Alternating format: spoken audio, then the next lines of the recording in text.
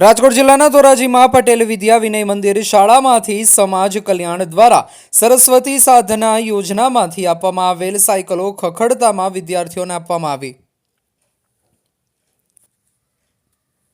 ગુજરાત રાજ્ય દ્વારા સમાજ કલ્યાણ અને સરસ્વતી સાધના યોજનામાંથી આપવામાં આવેલ સાયકલોની હાલત અતિશય ગંભીર અને ખખડધજ હાલતમાં વિદ્યાર્થીઓને સાયકલનું વિતરણ કરવામાં આવ્યું।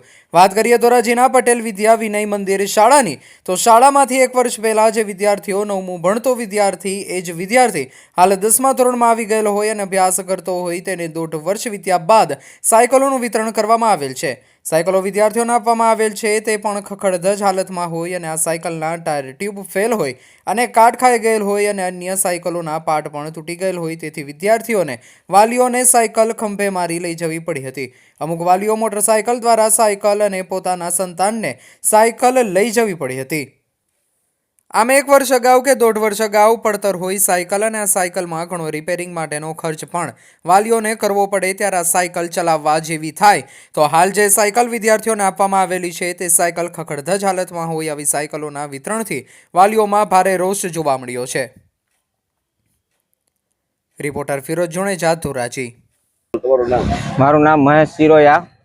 અમે અહીંયા સાયકલ લેવા આવ્યા હતા તો સાયકલ બધી કટાઈ ગયેલી છે અને સાયકલમાં કલર કરેલી સાયકલ આપી છે, ચેન ને બધું કટાઈ ગયું છે, ટાયર ફેલ છે।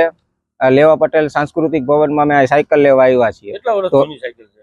1.5 વર્ષ જૂની સાયકલ છે। 2024માં 9મા ધોરણમાં ભણતી, અત્યારે 10મા ધોરણનો 6 મહિના વયા ગયા છે। 1.5 વર્ષ જૂની છે। આમાં કેવી છે સાયકલ લઈને આવ્યા તમે? સાયકલ ખંભે મારીને આવ્યા છીએ અમે। હવે શું કરશો સાયકલ લઈને? હવે સાયકલને રિપેરિંગ કરાવવી પડશે પછી હાલશે। બેન, તમારું નામ? જેબુનબેન। જેબુનબેન, સાયકલ નો શું કહેશો? ટ્યુબ ટાયર ફેલ છે, સાયકલ અમે ઉપાડીને લઈ આવ્યા, સીધે રિપેરિંગ કરવા મોકલવી પડશે। શું વાંધો છે સાયકલમાં? એમાં ટ્યુબ ટાયર ફેલ છે ને ચેન કટાઈ ગઈ છે, હાલી શકે એવી પોઝિશન નથી, અમે ઉપાડીને લઈને આવ્યા, ત્યારે સીધી સમી કરાવવા દેવા મોકલવી પડશે, કલર કરેલ છે।